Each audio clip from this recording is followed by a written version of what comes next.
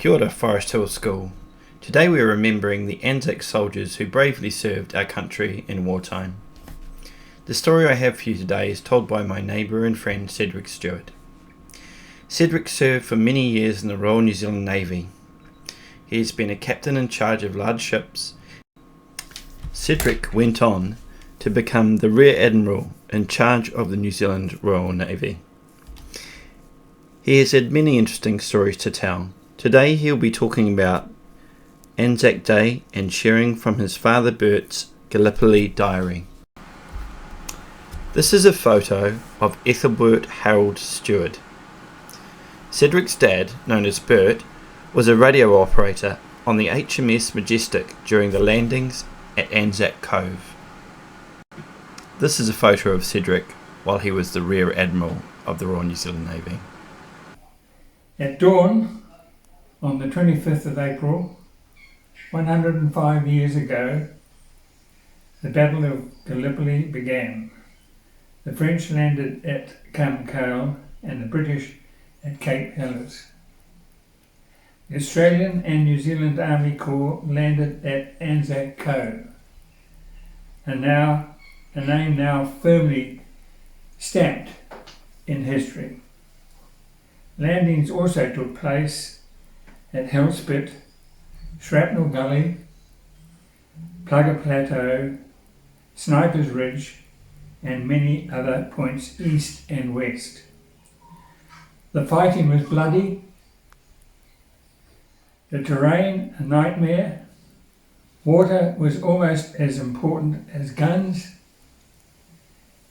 In 4 days of savage fighting, a third of the 27,000 ANZACs engaged became casualties.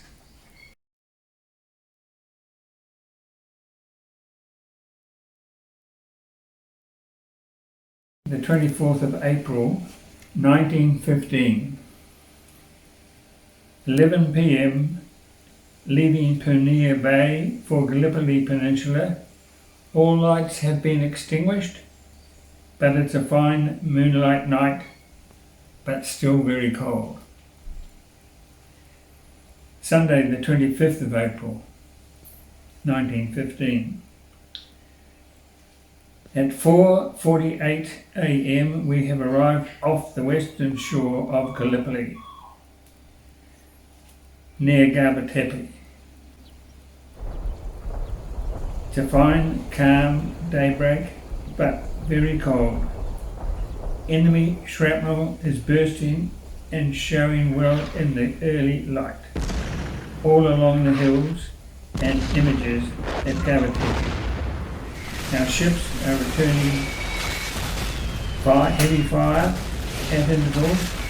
Their bursting shells are very plain on the lower ridges at Gallipoli. 7:30 a.m.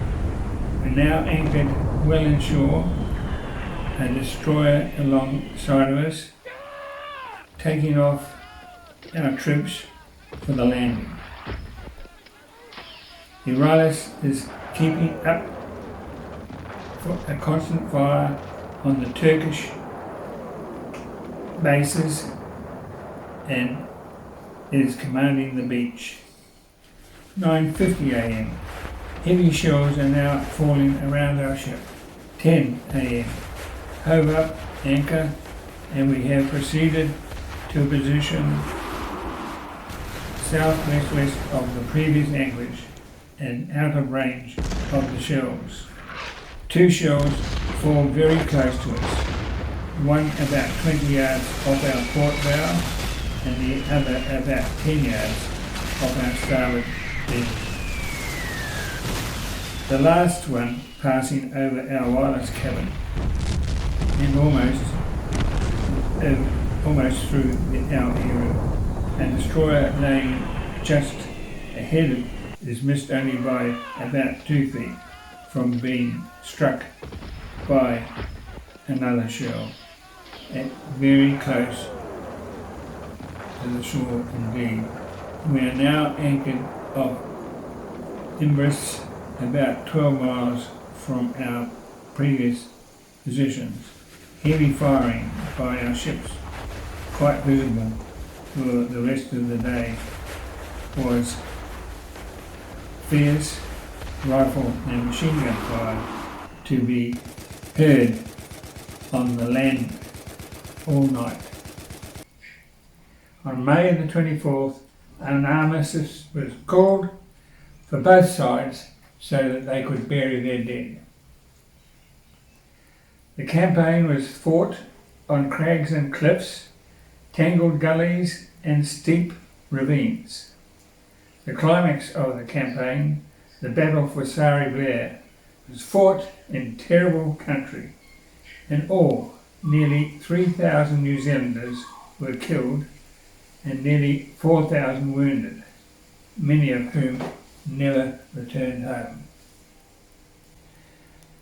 Who were the Anzacs?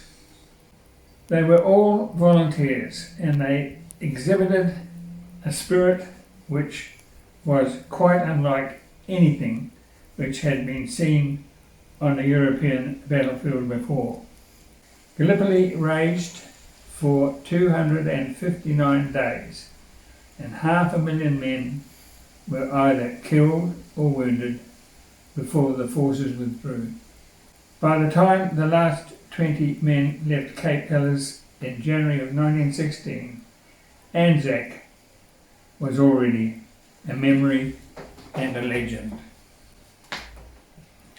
The ANZAC soldiers died for an ideal, freedom and peace. That ideal and the brotherhood association New Zealand had with Australia still lives.